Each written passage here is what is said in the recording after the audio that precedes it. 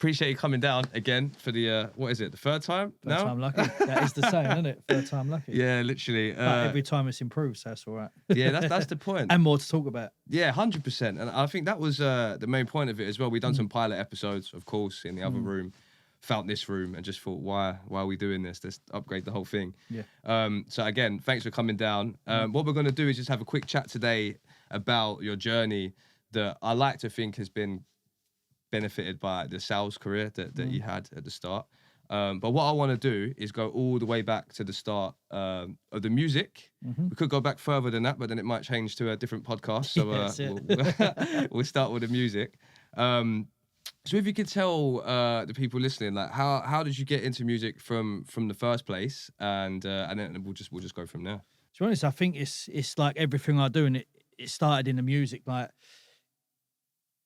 if I go to a drum and bass rave, I want to be part of it. I either want to be putting on the raves, MCing, DJing. I want it to be more than just someone spending money in there. Do you know what I mean? And I think that's stayed with me all the way through. Like went to a boxing show. Well, I want to do something. Yeah. I went and joined the sales team. Well, I want to do something better, you know. So I do think being in the music and selling yourself and promoting yourself has definitely helped me along the way. But it was more of just a love. Anything I do it because I love it. You know what I mean? And I love the music. I love drum and bass. Like now, I pretend to like other music, if I'm being honest. You know what I mean? Like you just pretend to like it. You just sit in the car with the kids and that, listening to all their TikTok fucking viral songs. And then now you see when I leave here, drum and bass, old school set straight on, and people probably look at me and think, what the hell was he listening to? And then I'm dancing around my car. You know what I mean? It's just that feeling it gives me. Yeah. You'll never beat it. And more about it is the memories that the music comes with. So like, obviously it'll remind me of that time of my life when I was around that person's flat, or we was out driving here, or was parked up over there listening to sets, like radio sets live, recording them. You know what I mean? Like, yeah. One of the things that always interested me was is Gully Cartel, right? So this was a group from Birmingham. Yeah.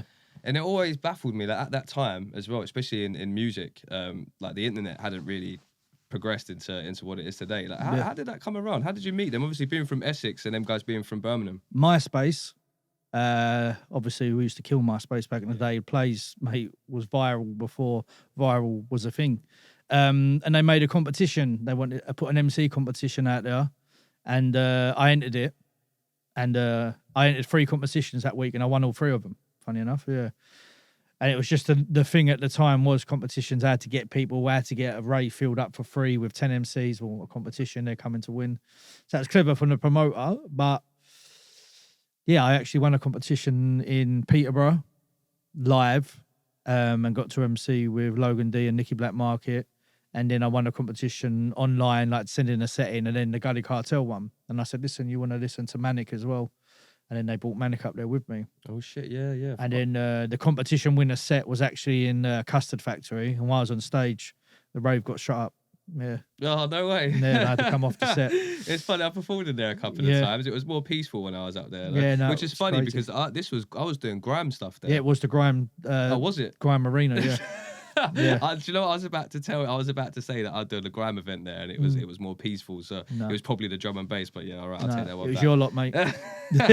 And so like the competitions got you, I guess, booked for certain raves and things as well. Because towards the end of it, like you was in quite a few places, man. Like mixtapes all over the place. I got booked for Canada, but I didn't go. Amsterdam, Belgium. All over the UK every weekend. That Belgian one was years back, wasn't it? That was like when you first started, because I think that was even before. I had probably about 10 bars. I just kept repeating them. I thought, you can't understand me anyway. They couldn't then. Like MCing in Belgium wasn't a thing then. It was just hosting. And I remember I caught one drop, and then all the flash strobe lights come out, and that, mate, I wish I could find that video now. It was the best one. What year was that? I can't remember. My brain's blurred from back then. It was a while back though. Yeah, this was at least 15... No, more than that, 16, 17 years, I reckon. Kind of done the same thing as me as well. Like I was doing music for a long time. I got to a certain point. I'll be honest with you, it felt like an age thing for me. I got to a certain age and I thought like, I don't really feel too comfortable rapping and things anymore. No. So obviously I went to the sound engineer and stuff, which I still do now, and it's fine. But what was the reason like for you stopping that and then shifting back into, well, not back, but into the working world? Yeah, well, I didn't work before then. I'd done a couple of agency jobs just to keep my mum and dad off my case, you know what I mean, as you do. But I had a daughter. I wasn't in a relationship at the time.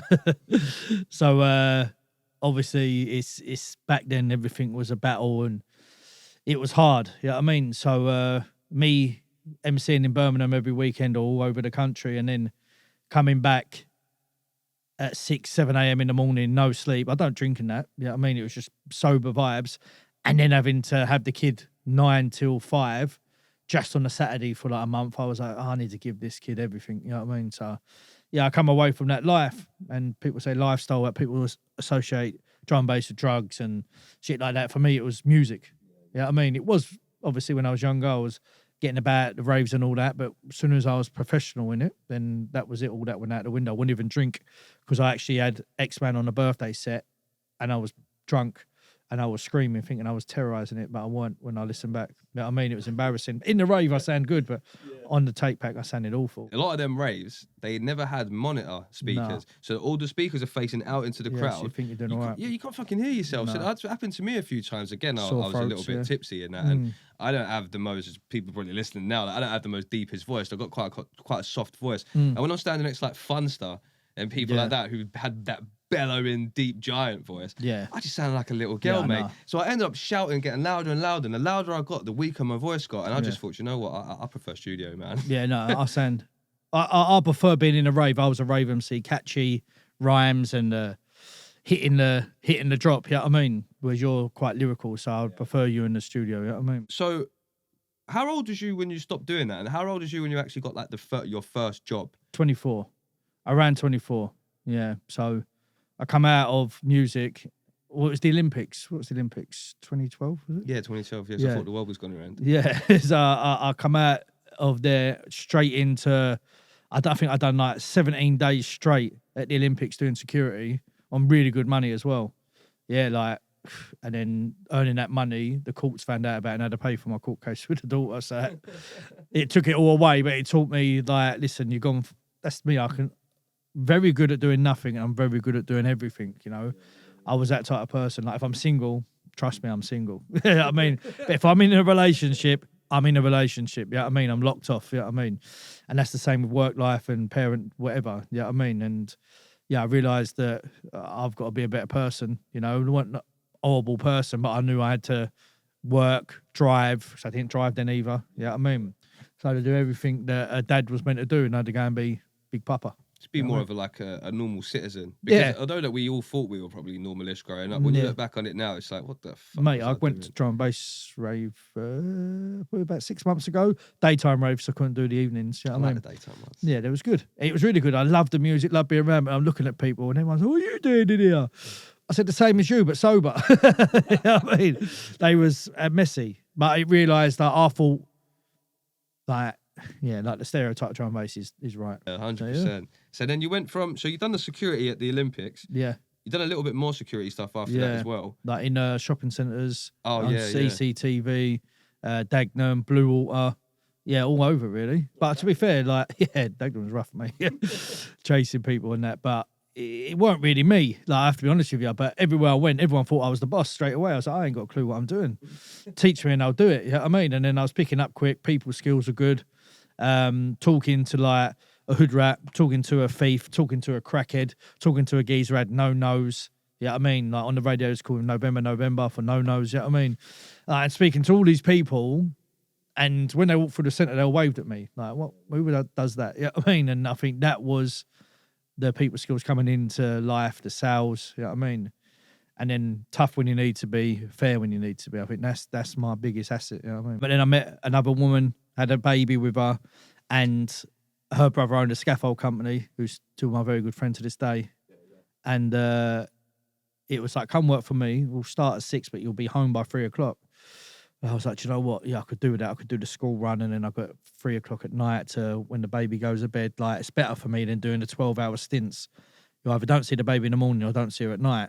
And I didn't like that, you know what I mean? And I had a stepson, Alfie, and I wanted to pick him up from school, watch all his football games after school. So I was like, yeah, I'll take a pay cut, but I'll go and be a scaffolder. And yeah, I found out I was scared of heights when I got good at it. Well, I mean scared, I mean petrified of them. You know what I mean? How did you not know that before? Just not go up high before? Yeah, I've been up high, but not like on a shaky little scaffold that I put up. You know what I mean? Yeah, I get you. I'm not scared of Yeah, heights. I can stand at the top of this building. Yeah. But if there wasn't a hand bar there or something, you'd lean over, I'd be like, oh, got sweaty hands now. Yeah. The finishes got a bit later. And obviously he got bigger. So he started off with just 2 vans. Now he's massive, mate. He's smashed the life out of it. You know what I mean? Like, he's done really, really well.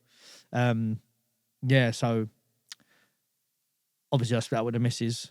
And then I thought, I just need a break. I need to go do my own thing. I need to be better as well. And then my best mate Ash had a sales company. And all the time, all his partners and that, always on my case to come over there, but it was commission and I was scared. You know what I mean? I'll be honest.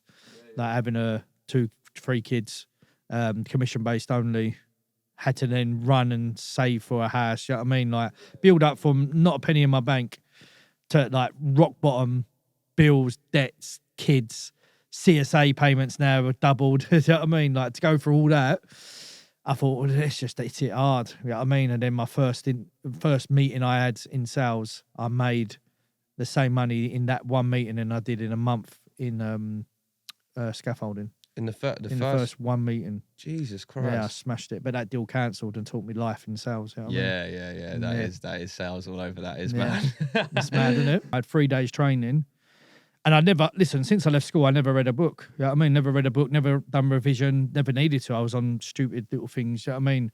Learning things by hand, like scaffolding. And yeah, I'd done my security license. That was piss easy. You know what I mean? Like, I was English, they just kept giving me passes, really. You know what I mean? That's the truth of it. Yeah. Like this one, I was like, looking at the boys' watches and that. I never liked watches, still don't, to be fair. And looking at their cars, their houses, and seeing how one of my mates changed from an Astra to like G-Wagons, and I was thinking, well, I can do that if you can do that. But I know he was more intelligent than me, but I knew I'd work hard as him, you know what I mean? So I thought, let me try. And yeah, I absolutely smashed it out of the park for him. Ended up being their manager within a year and a bit. Then just teaching other people to do what I was doing, which I found hard because I sold on personality. Yeah. But I'd done good numbers for them, like millions a month, millions in the year. Nearly 3 million in 1 year we done in sales. Jesus Christ. We were just smashing it. You know what I mean? And then it come to the point where I'm doing the work for them, weren't really earning bundles, you know what I mean? And I thought, let me go and go by myself. I had a meeting with the team because they were still, to this day, I call them the kings and the godfathers of solar. You know what I mean? So I'll always give them props and they ring me for advice. I ring them for advice. I go out for a meal every other month. I'm meeting them tonight for dinner. Yeah, I mean, they sponsor my boxing show. Real close still. And I give them props. Everything I've got has come from what they've taught me in sales. You know what I mean? And that's the truth. So I can't be a prick about them. You know what I mean? I can't moan about them. Everything they've done made me the beast that I am today. And I'm thankful for them. And yeah, they still help me out in ways that I'm very grateful for. The reason we go out for dinner still is because how I left them was classy. I give them an end date. They changed my money. I said, okay, this will be my end date. And then I left on that date. And funny enough, I went to leave to meet someone who used to work for them. And he turned his phone off while I was driving to him. So then I had to go and meet someone else. Met that someone else to give me a piece of paper, a medium. Yes, I fit in a medium-sized shirt. It was Solar Wave, but it said Ola Wave on it. Piece of paper contract was awful. And I was like, met him in Wagamama's with his kid. And I changed my life with him. Yeah. We both changed our life. We were both little terrors from Grays. You know what I mean, if I'm being honest. Yeah. And I had 17 sales meetings and I'd done 17 deals. Fuck off, really? Yeah. My record was 13 in 13 from my previous company. Shit. Who I worked for, and doing this 17. And then I actually met a sales rep of ours in Dubai at a wedding, and I told him, I said, this is how I done it. You know what I mean? And I said, you got it in you. All you got to do is give it your all. Everything is mindset. You know what I mean? Because the little boy that was working at the security at the Olympics, when I went there as well, they thought I was someone from the army. You know what I mean? I was well presented. You do have that shape. vibe about yeah, you. Yeah, like and all I had to do was walk the perimeter. That's all I had to do of Royal Opera House that was guarding all the famous people and all the torches and that, the Olympic torch. And it was the easiest job and the most paid. You know what I mean? But from that day, right the way through, everywhere I've gone, people thought I was the boss. So I knew one day in my head, I'm thinking, I'll be a boss. And I just remember things that I didn't like that my ex-companies treated me like, from scaffolding, from security, from sales, all of them, and then implicated into what I did like. And then that's how I run my companies. And to be fair, a lot of people say I'm too soft in business. And I say, yeah, but people will end up where they're meant to end up. If I'm going to be hard, like my ex-bosses, like they're fucking regimental, nasty, horrible at times, but they've still got a company that does absolutely wonderful. All of them have. Yeah, I mean, whereas sometimes a bit nice, sometimes we might struggle for a month. And I think, maybe I should be like that, but it just ain't in me no more. Where I changed from being a dad, from being an arsehole, hooligan, whatever, to being a nice man, I think it's just coming out in business, and hopefully people jump on because they want to be with nice people.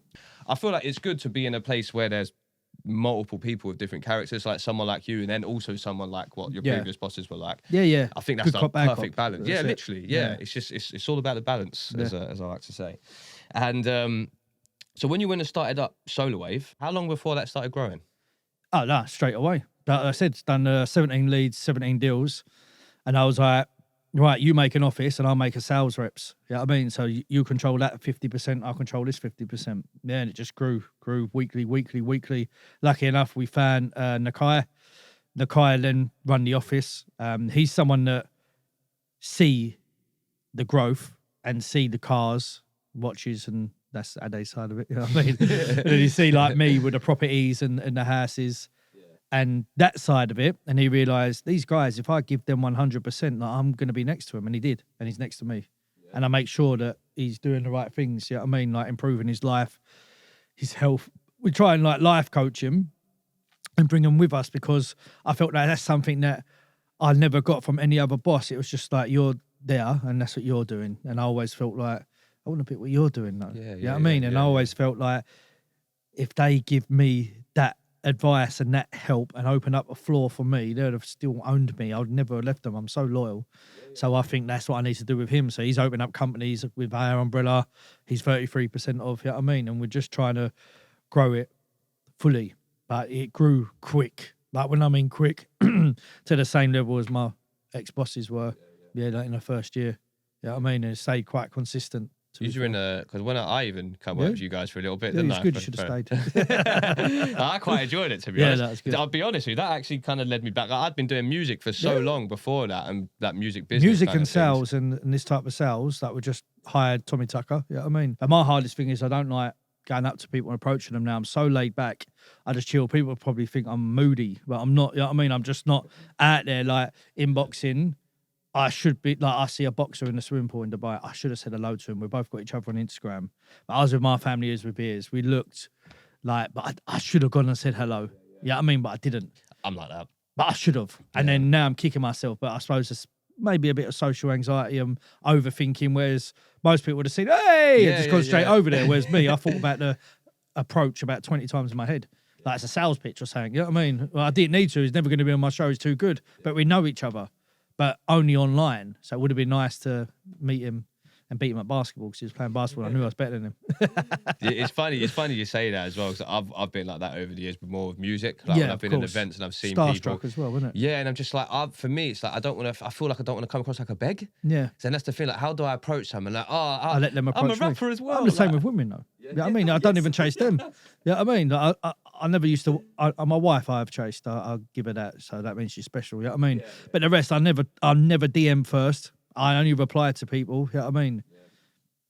Eddie Hearn, I fucking chase that one. Yeah, there's a couple of people that you chase. The majority of it, and I mean, like, there's only one time, and it was lucky that time when I was sitting in the studio in Hackney with Fun Stuff, funny enough, and it was actually Wiley's engineer Morpheus, and he had Wiley's mobile award on top of the speaker. I used to see it every time he was in there, and I was thinking, it'd be nice if he randomly turns up one day. Kind of randomly walking through the door. Basically, I see a call on Morpheus' phone come through and it said Richard. And I was like, oh, fuck. I said, fun shit. I think that might be Wiley. Anyway, he's turned up. He's walked through the door. He's got starstruck at Funster. Wiley, he's like, oh, my days. I can't believe this. And them two are talking. But honestly, it was the greatest thing ever, because Fun's now in the booth recording, and I'm just sitting outside talking with him in the studio for like 2 hours. But now, if this was outside and I see him, I probably wouldn't have gone up to him and approached him. But because we're now forced in this natural situation, it's a That's natural. something you're good at as well, so you can definitely hold a conversation. 100%. But I feel like you probably should approach people a little bit more. But like, it's just that, like you said, like the social anxiety. And if someone looking at you, and also myself, be like, you don't get social anxiety. Mate, I'm you shy. should stand on stage. Yeah, I'm shy. I was doing MC with my eyes shut.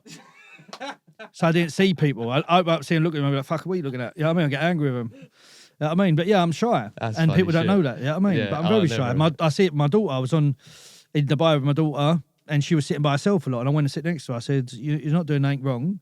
But when you're around people, make sure you're seen. You know what I mean? So you're sitting by yourself. I said, look at me. So all the wedding parties over there, but I'm over here. Yeah, I mean, listen, I didn't stop working. My wife said it's the most I've worked on holiday. I was like, oh, shit. Sorry about that. Yeah, I mean, got a boxing show coming up, babe. But I said to her, it's not wrong to be by yourself.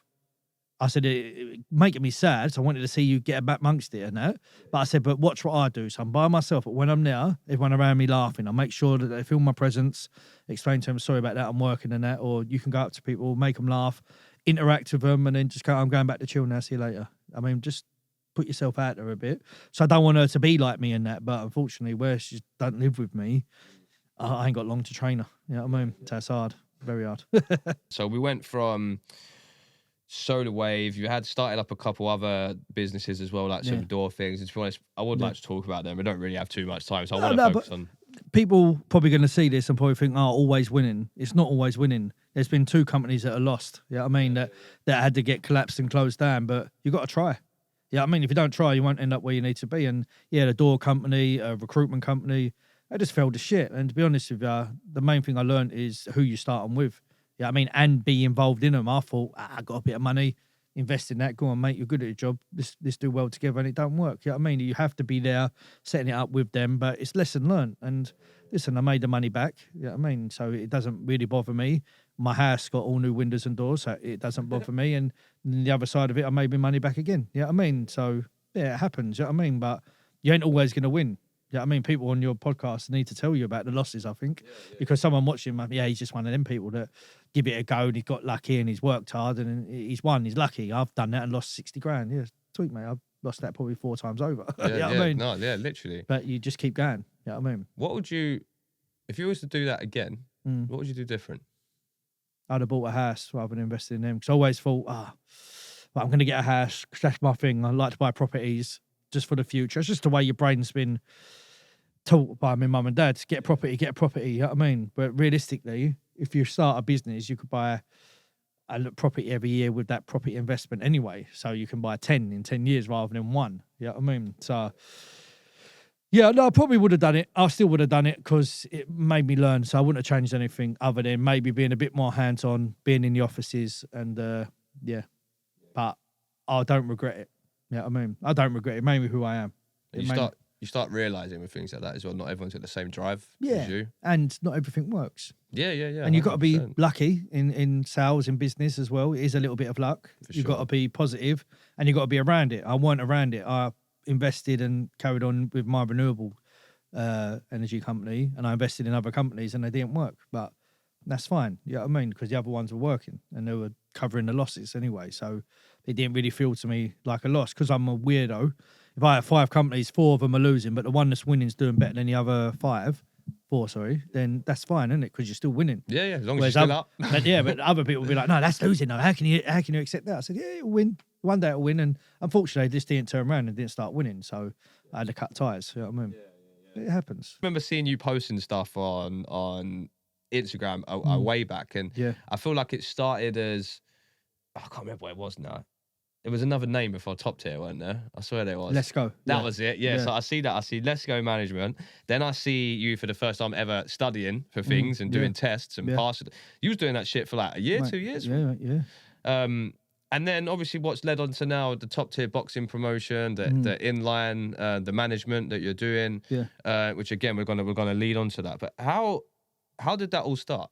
The same as the music, same as working for someone else. Like I turned up to a boxing show and I thought I could do this. You know, I'm looking at everything. My biggest thing is organisation. You know what I mean? Like I am to the T. Like what I have to do for a boxing show is unreal. And I knew I could do it I could do about 5 people's jobs in one. That's me. Yeah, you know I mean, in a company, that's what I do. So when I'm watching my friends do it, I'm thinking the best thing about it is you make it look doable for me. Yeah, you know I mean, so when I was working in renewable energy, they were doing it, and I'm watching them doing it, thinking I could do that, and the bit I can't do, I can hire someone to do. It was the same with the boxing. So I rang my friend Lee Eaton. I said I'd like to get involved in boxing because the very start, why I wanted to be involved is my business partner Ade. He was training in a professional boxing gym. Nigel Ben's son, Harley Ben, started working for us on the phones. And then I went to the gym with them. I'm thinking, they're telling me, like the world's telling me to get involved. You know what I mean? So then I went and worked for Let's Go while I was waiting for my promotional license to come through. Like just helping him, showing him, look, sales, this is how I do it. This is what I would do. And then what I realised was like, I'm not earning no money from him. I never would. It was his company. So I thought, let me do my own and it being a promotional company and call it Top Tier. It wasn't no bad blood between me and Lee. It was just like, look, I want to be number one. These are my ideas. We went to Dubai 2 years ago today. And I said, this is what I want to do. I want to do a price fight when it won't work. I said, no, it will. He went, no, it won't. Trust me, I know boxing. And he does. He's been in the game 11 years and at the highest level you can be at. And I went, yeah, but if everyone thinks like you, it won't. I said, but if I'm out there selling me and selling my show and then doing this on the show and doing this as the build up and doing this as the ring walk like the WWF that you was talking about. Yeah, I mean, I said that I'll get them, but I have to give them something to give something to me. That's sales.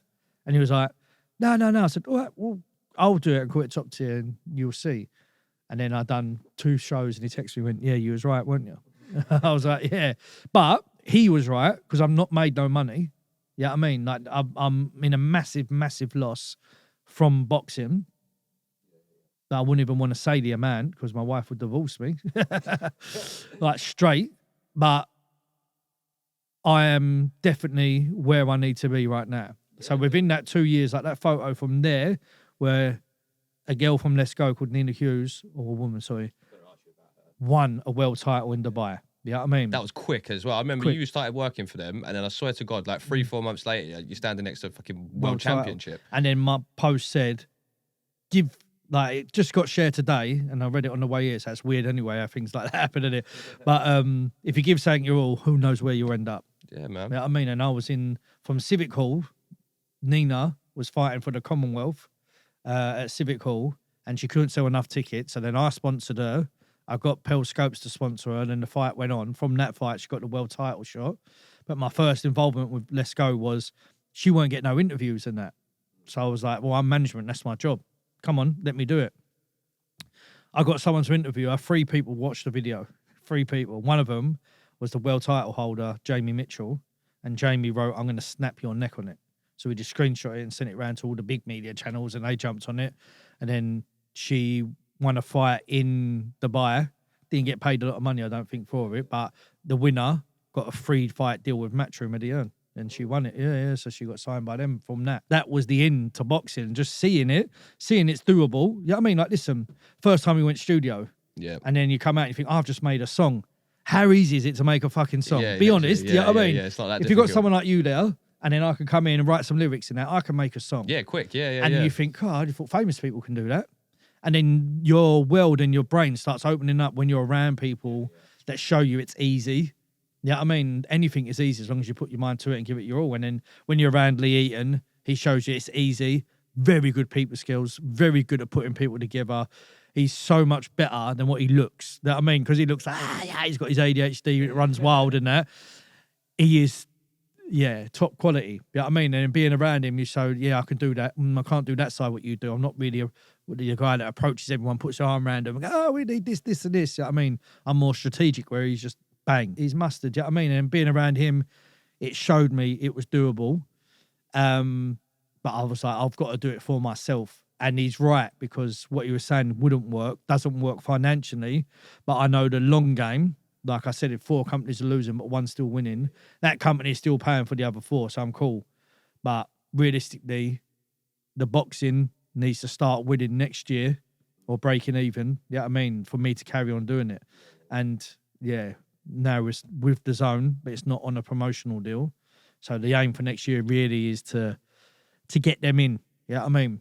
to get them in. I've got 6 shows lined up. I just got called by a Kent football stadium to do a show in there, so that should be good. Oh, nice. Yeah, I'm going to do 1 in York Hall, where I ain't done one before, and then 4 in Brentwood Centre.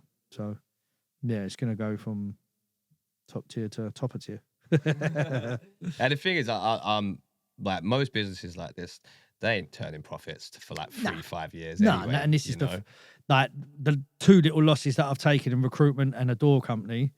They were just little three months. Yeah, I mean, they were nothing, and I didn't even notice the money had gone. Really, I'm not showing off, but at the time things were flying, so it was just like, oh, it is what it is. But this one is like every invoice is going to boxing that I'm getting paid. You know what I mean? So I'm noticing it. Last 2 years, it has been everything. 100% of everything I've earned has gone to boxing. Well, no, probably about 85% of what I earn has gone to boxing. Yeah, I mean, I've invested everything, time, more importantly, my time. Like my daughter's won next week. Like, has she won already? And I'm going, yeah, she's six shows now, not 1 year old, 6 shows. That is crazy. Yeah, I have to remember that show. That was the December, obviously. Yeah. She's coming up to 1. And she was born like 2 days before the show, wasn't she? 9 days before. Oh, yeah, that was it. Yeah, 9 days before, and I took her to the show. Yeah, I remember the picture of the what's it called? The lanyards. Yeah. And then she has won every show. But yeah, like that's the hardest thing. Like being a dad. Now boxing is every weekend, and I was one of them people. I never work weekends, even when I had my own company. I'm not working weekends. What, I've got to pick up that? No, you can do it on Friday. Yeah, I mean, I work late Friday. I'm not working Saturday or Sunday. That's for my kids. You know what I mean? And now I'm working every weekend. Every weekend it's there, over there, hotel there. Must be hard on the wife. Yeah, I mean, she probably felt she lost me a bit. You know what I mean? But I believe in the bigger picture, and I know where I'll end up being. But I'm going to buy. I've rocked up to a boxing show. People were saying hello to me in there. I'm sitting next to people that are managers for big people fighting on my show in the UK. And I'm like, wow. Just getting fully cemented in them circles now. Yeah, and having to be around them. And like, I'm going Saturday next month because I realised I went to the press conference and it was good to be around them people because where I'm not so outgoing and so approachable, now they're writing to me on socials, and that means more to me than going out and having photos with everyone, like just so they're comfortable. So I'll post saying they're replying, but picture about my daughter, but we're in conversation now. You know what I mean? And then, oh, what's your boxer doing? How is he? Do you want to come on? You know what I mean? So it's yeah, I'm learning and taking it bigger and bigger every day. I feel like when I used to see small hall boxing, in my head I used to just see it as like a bit of a money grab, like it's just like a random hall somewhere, like tables with some white cloth on it. Like civic hall. Yeah, and that's about as deep as the organizer actually went with it. And then I see yours, and I'm seeing like big screens, videos on the music coming out, fucking ramps they're walking down. Like honestly, the setup just looked crazy. And then it was like, okay, cool. Can we even call this small hall anymore at this point? But I guess for your setup, and for what I've just learned over like seeing it grow, it's almost like the stepping stone for professional boxers. But it's just giving them boxers that are on their journeys a chance to actually feel like what Anthony Joshua and that feel like when they're walking out. That was what I was saying to you at the start. You got to give them something for them want to come on. So they've got to have that feeling. And everyone says like they've been on a Channel 5 show, a Sky show. I have better love on a Johnny Clark Top Tier show. I get more views. I get more media on a Johnny Clark show, and that's the main thing, you know, it's sales, isn't it? The more people see you, the better. And with that, their fan base is growing, so they're selling more tickets, and then they're going off to the big boys, selling the big tickets. That's worked well for them. So then that's where I was like, I have to start a management company soon, you know what I mean, and lock some of these in. But I only want what I believe will be British level and above, you know, like it's hard to sign everyone who's been on my show. So I only want the special talents because I don't want to give myself too much more work either, if I'm being honest. You know what I mean? Time is valuable, and like I said, I'm losing a lot of money and I'm losing a lot of time, so I can't lose no more time. You know what I mean? Like I'm at the peak to where I can be before I get divorced. I know that. You know what I mean? I don't think I can push anymore. If I push anymore, it would be definitely unfair on her. You know what I mean? And I know that. I'm not an idiot. You know what I mean? How Lee Eaton's done it for all these years, I do not know. Yeah, I mean, maybe she likes it. I don't know. Just probably likes him being out. Yeah, but then when you're out, you have to be in fully on the weekday, but I'm not even there on the weekday. I'm still doing everything. So, yeah, I'm trying to find that balance, and then to take on more work will be silly. Yeah, You know it's what I like when you're at this stage that you're at, it's just 24/7, isn't it? Yeah, it's There's non-stop. not really any. My phone, if you could see it now, look, it's gone off like since we've been in. They're all important. It's mad, isn't it? I'm trying to read them on the slide just so I can get back to them. When you start a business, like when you're a CEO, you're a salesperson throughout the fucking start, right the way through to the end until you detach yourself from the actual company. And I think every salesperson is different as well. Like for me, my biggest sales pitch is I'm not going to use a sales pitch, and I'm just going to be straight honest with you, mate. You know what I mean? This is what I want you to do. I want you to come on. I want you to fight him, and then the next fight you can fight him. And then I'm telling the other boxer that as well. Otherwise, it's not really worth you being on, lads. And what sales pitch is that? Just being honest. I mean, and that's my best policy. Honestly, the best policy. I always swear by it. So I don't manipulate in a way where I'm tricking them. I do it in a way where I'm being honest with you, mate. This is what I want from you. You know what I mean? And if you can't do it, there's other shows that my shows cost 140 grand every show. There's shows that cost 20 grand. Yeah, that get covered. I have to get the ticket sales in myself. I have to get sponsors in. I have to do all the promo videos, like even stuff like this. I sort for them. I said, on that show, you're just giving tickets. So you go on there, build your record, don't let no one film you, don't have no interviews and boast about it. Go out for sheesh afterwards, celebrating beating a journeyman. Nah. But you come on my show, you've made something of yourself. You know what I mean? And you got something you can be proud of. You've done boxing and you boxed a boxer. You know what I mean? Someone that come to beat you, you beat them. Well done. You know what I mean? That's how I see boxing and life, whereas the other side of boxing, I don't really like. But on the manager side, that's what you want to do. You want to get to 5-0. You want to fight a left-handed person, a right-handed person, a powerful puncher, switch hitter, like different aspects before you go on. Yeah, that's fine, but there's places to do that. You know what I mean? There's gyms as well. You can spar people. So yeah, for sure. You know what I mean? And my mentality is, listen, when I was in the pub at fucking 15, I was fighting fully grown men. I didn't go, oh, what's your age? What's you know what I mean? Like all stuff like that. So my mentality is like, no, just have it then, you fucking cunt. You know what I mean? And then we had it. You know what I mean? And then no one really tested me. By the time I was 16, 17, I could walk around the pub and no one would say nothing. What they used to call you? Johnny One Time, Johnny wasn't One it? Time, yeah. I don't know why we were saying this, but that's my mentality. And obviously I'm going to take the mentality into business, into the boxing. And yeah, it's not a bit of me really, the fakeness of it. So I'm like, I'm not giving you all this for you to give me that. Don't get me wrong, like, when you got a 50-50, the opponent might drop out, and you have to bring in the journeyman. But I told the journeyman, you're not there to roll over. You've taken a slot. Have a go. But they're not good enough, but they're very good at running, hiding. So it is what it is. I'm nothing against journeymen. They definitely the backbone of the sport. But for me, I'm like, if I want to be up there, the only thing that's going to get me up there is by a 10 out of 10 quality show. Real fights, 12 of them. People that turn up, think, oh, I ain't going to watch the next one. He's only fighting fucking some geezer from Bulgaria. You know what I mean? When they look at the next one, up next, fucking Smalls Deep versus Manic. You'll be like, wow, yeah. You know what I mean? I want to watch that. You know what I mean? Like, well, I want to watch that. You know what I mean? And that's what we bring to the table. You know what I mean? Yeah, they are proper fights as well. Yeah. That's one thing to say. Like, it almost gives me like UFC vibes a little bit. Like, I remember there was one of your rings after. Like, it was so much. It was a white canvas and it was just covered in blood. But that's in UFC. What I like about their business model is you go and do like Cage Warrior, you go and do whatever, and then when you come onto UFC, a debutant will fight a debutant. What's the problem? You're professional. Yeah, sweet. And that's what I see as boxing. You go and be the amateur. You go and be white collar. Do whatever you got to do. But when you step into them ropes as a professional, like imagine if you've been playing for like, I don't know, let's just say Southend United Football Club, then you get signed by West Ham. You're not going to go play against Grey's Ath for 5 games and then come back up, are you? You know what I mean? Like, stay up there. So what if you lose? And they're like, yeah, you got to learn, you got to do this. Well, to be signed by a pro, you should have learned already, in my eyes. Yeah, yeah. Loads of people would disagree with me. You know what I mean? But if I thought like them, I'd be like one of them, wouldn't I? But I'm not like them. So I have to keep being me, keep thinking like me, keep putting it out there. And then the people that are on my show, you know they're real. You know what I mean? And then when they go on other people's shows, they're like, oh, these come from top tier. You know what I mean? And he comes with a reputation now that he'll come and fight. That's what I want. I mean, the aim is to make sure that our younger fighters get the opportunity to be as active as possible. And, you know, that there's a chance for them to box more actively, especially for George coming off. July 6th wasn't actually a thing then, and we probably would have put him on that show, but we're not going to, you know, take him off, obviously, that card. And it's a big night for Johnny Clark and Top Tier, because they're really making a play in the sport. They're doing some great shows. You talk about Small Hall, when you actually see it, doesn't really look like Small Hall. And now you've got 2 matchroom fighters that are seen on TV that sell a lot of tickets, and that'll be a big show in Brentwood. I'm just disappointed that I'll be at BAM against Estrada and I won't be able to be there. But it's a big night for Brentwood, and it'd be great for those guys to stay nice and active.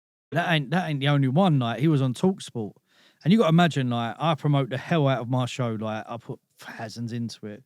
He does one interview, says my name once on TalkSport, and then the amount of people that don't even listen to boxing or follow my page or anything, my mum's friends, everyone all messaged me. My phone went crazy. What's going on? Yeah. I thought a boxer pulled out. I shit myself, but it turns out Eddie Hearn was just talking about me on TalkSport. You know what I mean? And listen, they say don't meet your idols, and I'm getting slagged off by a few of my friends saying, "Oh, you're bum licking him." I ain't bum licking him. Like, he is my idol. Like, I generally watch his videos and laugh while my missus is asleep next to me. I'm watching like all the interviews at night, and I'm laughing at his banter. He's a proper funny guy. He's an Essex boy, isn't he? Like, he's got the banter. You know what I mean? Like, he terrorizes all the interviewers and that. And I think, just like us when we were growing up. Yeah. But I always thought he was posh, but he ain't. You know what I mean? He's from the Dagenham areas and that. Oh, is he? I think it was Dagenham. He's got that. Yeah, like his dad is, sorry, but then he was in like Bitterwicky and Brentwood and that. All right, but yeah. It's one of them. Like, I've met him and he's helped me. You know what I mean? Like, he isn't obviously I'm never going to step on his toes. You know what I mean? So he's probably seen, he's good, he's coming up, he's doing shows in Brentwood Centre, he's on our heels, but he's that level. So we don't mind helping a bit, but obviously I've got to stay at that level. I can't be clashing him and that. So I said, I'm not going to be doing world titles and that. I know my place in the sport. So I'm going to be here and I'll feed him people, and I'd love to get Ursu into him. That's the truth. Like, Ursu's going to be a world champion. So I'd love to get him through to Matchroom, because I've taken some of their guys and I've made them active and kept them warm for him. So I'd like it to go the other way. If that does happen, then I believe, like, I haven't been used more. You know what I mean? Because everyone's going, they're just using it, this and that. I'm like, and you're acting like that. I'm like, nah. Like, that's still my idol. He's been very fair with me. He's helped me out. And from his boxers, I've earned the most money from a boxer on my show. So, no. The ones you were just talking about. Yeah. But I've earned the most from them, 2 boxers on my show, than any other boxer that's been on. And the way he talks about me is really good. Like, he'll be on my competitors' shows and talking about me in the interviews there. So Essex sticking together, maybe. You know what I mean? But he even like moved my show back a week. So I'm on DAZN, he's on DAZN, but you can't clash with Matchroom on DAZN, Matchroom UK. I sent him a poster and said that I'd like the winner of this to be on your show against the winner of the fight you've got on. And he went, just a heads up, I'm going on that day. Speak to DAZN and quickly move it back a week before anyone else and shit like that. And then that takes a lot of work to move everything back a week. That's flights, hotels, opponents, media, production. Do you know what I mean? Like, everything. So he gave me that heads up, and I managed to talk to everyone, get it sorted, and said it's a maybe, but book it out for me. And then I spoke to DAZN, and they said, yeah, move it. And I was like, bang, it's done. So without him doing that, I might not have had the show on TV. You know what I mean? So, yeah. How did he come aware of you, like Eddie? And how did it actually end up going on DAZN? Obviously, you just explained a little bit there. But Eddie, I'm doing shows at Brentwood Centre. He's from Brentwood. I'm putting posters up around Brentwood everywhere. You know what I mean?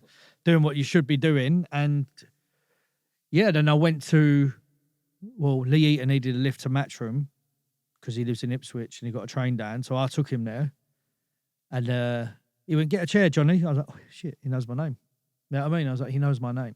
And I thought, fuck, And then I'm watching him. I felt like I was watching one of his interviews where I've watched him in that seat so often and laughed. I was just looking at him, smiling. He was just laughing at me. I could tell. You know what I mean? And then everyone was like, you starstruck, John? I was like, yeah, a little bit. I want a photo, though. He went, we're wearing the same outfit as well. I was like, fuck, we are, aren't we? But it was just normal. And then the good thing is his media team come in. I knew his head of PR, Matty Lawless. My son played football with him. So he come in, Johnny. I was like, oh, what's happening? Bella Gay come in from the Manor. You know what I mean? Bella come in, like, head of tickets and that sales there. Bella, I was like, oh, what's happening? She's like, what are you doing here? And it was good banter. And then Mark, his head photographer, come in. He's from Grays. And like, it was just crazy. And then he had a media day on for Johnny Fisher. And the head chef there, I knew him as well. So he come over and said hello. And from Grays as well? Yeah. Do you know No what I mean? way, really? Yeah. God, His we son get played about, football. man. That's what I Jesus. mean. But Grays is very well known for how small it is. Yeah. A lot of talents come from there. Yeah, loads, Whether it's yeah. football, music, fighting, or whatever. I mean, You know what I fucking mean? Russell Brand as well. You got that's so what I much mean. random people. Mate, that... it's a talented area, and I think like people want to find that talent as well. That's why they want to get out. Do you know what I mean? And it's a good mix because you got like the avenues with the near enough £1 million houses, and then you got the slums of Seabrook. Yeah, right. You know what I mean? And then you got the retirement, and it's a good mixture of place. Yeah, but that's how I kind of met Eddie, and then Eddie added me from that. And then we kind of messaged a few times. He don't talk as much, you know what I mean? Like, but it's a good connection, you know what I mean? And then getting on DAZN, me being me, Sal's saying I should have probably got you for. I just kept emailing them, but I'm not the greatest at emails and the spellings, and my sense of humour don't really come out on it. So then I added them on Instagram, you know what I mean? Like, I found out who was DAZN. I added them on Instagram. I just let them see me, what I'm doing, let them see my product. Don't worry about my rubbish emails and that. Watch what I can do. And it went quiet. And then they had 3 shows cancelled on the weekend. And they messaged me and said, can you produce us a show on this date? I said, no. And they was like, what? I said, no, I can't. I said, because if I give you something, I need more than 2 weeks because I'm going to give you the best small show you've ever had. You know what I mean? So I said, give me this date. And I promise you now, I'll give you the best small hall show you've ever had, and you'll be looking after the best small hall, the best misfit style like YouTuber fights, the best promoter in the world, Eddie Hearn. I'll give you like that little bit that you haven't got yet. And they agreed. It wasn't paid, but they agreed. And yeah, I think I'm 3 shows in there. Yeah, so Yeah, there's quite a few of them on there. yeah. Yeah, so. Is it a thing where like you have to get each show on there, or have you got like a thing with them where like every show for a year is going on there? Well, they've just signed Frank Warren, so Right. there's less dates available. So I messaged Fucking them. Frank. I said, "Listen, I want to go on Sundays." I said, "I'm a footballer, and I love Sundays. Sundays are a great day." I said, "No one's got any plans." I sold 6 tables at the previous show, and none of them could come because they got a wedding on fucking Saturday. So if it's a Sunday, people will buy the tickets, and if they don't come, they don't come. So it don't bother me. Yeah. You know what I mean? And it's something nice to do on a Sunday. Wow, that boxing's on. Let's watch it. It's different, isn't it? It Everyone's is. normally indoors or they Yeah. want to get out. So they was like, yeah, we're happy for you to do that. Let's send us your dates. So I sent them my dates, and you know, I'm just waiting for them to see if they accept all of them. But I can't see anyone clashing with me because it's a Sunday. So yeah. I jumped past and forgot to talk about this. I just looked at the time and was like, shit, we're getting on a bit. But the sponsors, so you've had quite a few of these sponsors that have been with you from like the very start now. Yeah. And then there was a couple of like big ones early on. I remember when we spoke about it before, especially Well Hydrate and how that actually came around with LinkedIn. Yeah, so then LinkedIn, I was never on it. Oh, no, sorry. My old boss put me on it. And I used to get fucking ads on it every day from loads of your lot trying to like Sell your shit. and trying to like get me to use them and that, and we can produce you leads and all shit like that. And I was like, oh, yeah. But then what I started doing is, I'll use this for boxing. You know what I mean? Not many people did, to be fair. And then I see Matchroom do a bit on it. So I thought, well, let me just have a go. So I put up a few posters and I put up what I was doing. And then I got on Sky on a channel called AOZat. So I put up that on there. Oh, shit, yeah, I forgot about that. Yeah. And Wow, who I had pestered because they are really the main drink bottle in sport for me. I mean, they sponsored the Furies and everything, didn't they? Yeah, I mean, and I was like, you should look after small hall. Like my pitches, everyone looks after the big boys. What about us? You know, we get you to be the big boy. If you invest in us, then there'll be more big boys. That's it. You know what I mean? And yeah, they come on, they sponsor me for one show, and it was definitely the big sponsor I ever had. But then that was it. They was gone. Whereas realistically now, lesson learned, I should have made it a smaller sponsor and kept them on for longer because it's a good brand to have around you. Just know what as I mean? a credit kind of tied in with yours. And I was really proud to have that on. I done all the promo videos. I put it on everyone's T-shirts for them and I'm still proud that they do it. Like I go to the gym now and the guy and the girl behind the counter say, oh, you should get sponsored by them. The amount you bloody drink with them. They don't know what I do. You know what I mean? And I was like, yeah, I was. They was like, what? I said, yeah, I've done boxing and they actually sponsored me. I said, they don't know more. I shouldn't really drink them. Yeah. You know what I mean? But I said, I can't help it. I've probably drunk my sponsorship money in them, if I'm being honest. Yeah, I've like 1 or 2 a day. So It's an all right drink as well, to be honest. I'll be honest with you. This is how you know sponsorship works. I only bought that drink in the shop because I see you promoting there it. you go. Come back. And then I looked, I was like, oh, it's liquid for some like fruity protein in Rare, this but summer. then like yesterday, I had one of them on the way home from gym.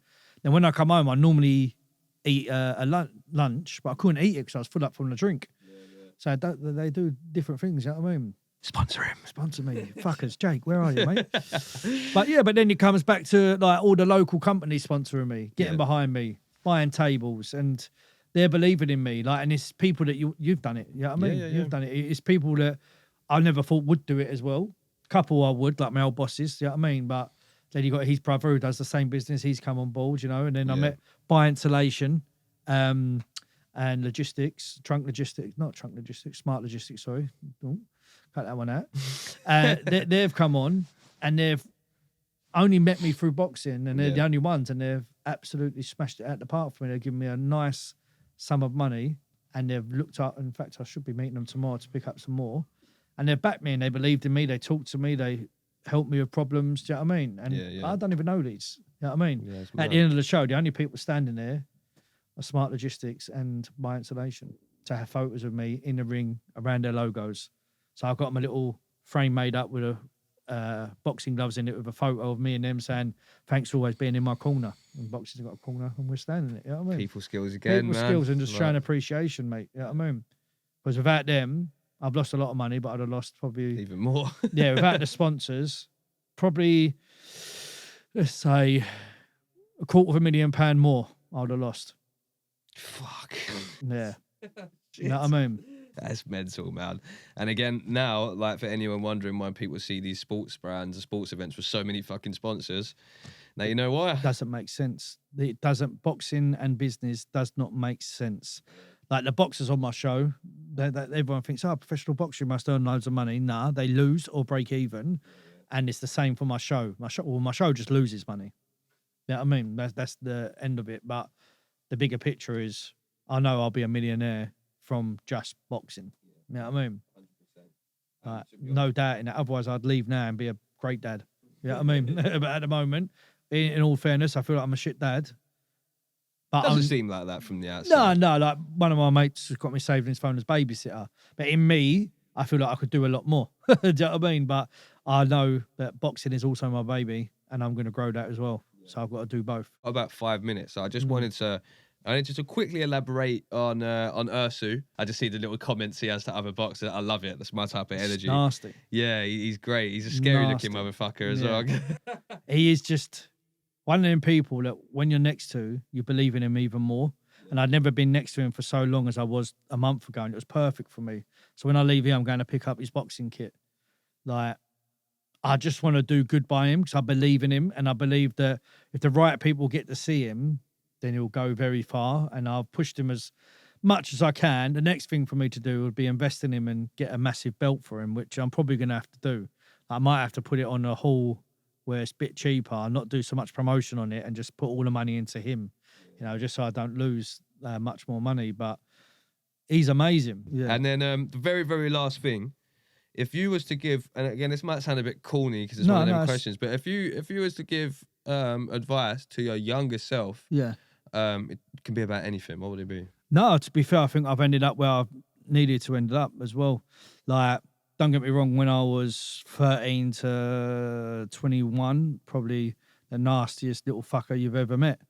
But I had to go through that to be the nicest fucker you've ever met now. You know what I mean? And I had to have that in me. Like, people who meet me now, they would never believe I was that person. And they look at my hands and see they're all broken and they're like, what have you done? You got the plates in that. Yeah, you know what I mean? Like, they'd never have known that was me. And then like even like the people in boxing, I met someone from Peterborough at my show. I said, you know, Club Metro? They was like, yeah. I said, I've been there for drum and bass. I said, it's well violent though. You know what I mean? They're probably thinking, yeah, what are you doing there? I'm thinking, yeah, I was doing everything there. You know what I mean? But my advice would be just follow your path, follow your gut instincts, keep going, keep trying, try everything. Like Messi might never play football before. He might have been I don't know, small geezer, isn't he? You know what I mean? He might have done something else. You know what I mean? And then he played a game of football and realised that was his God-given talent. And mine, thankfully, was sales, and sales is involved in everything. You know what I mean? So my advice to me would be keep trying, mate. You know what I mean? Keep going, keep doing it, get everything out your system that's in it. You know what I mean? That's violence, anger, grieving, everything I went through. And when you're an older man and you deserve a better life, it will be there. And I showed it. You know what I mean?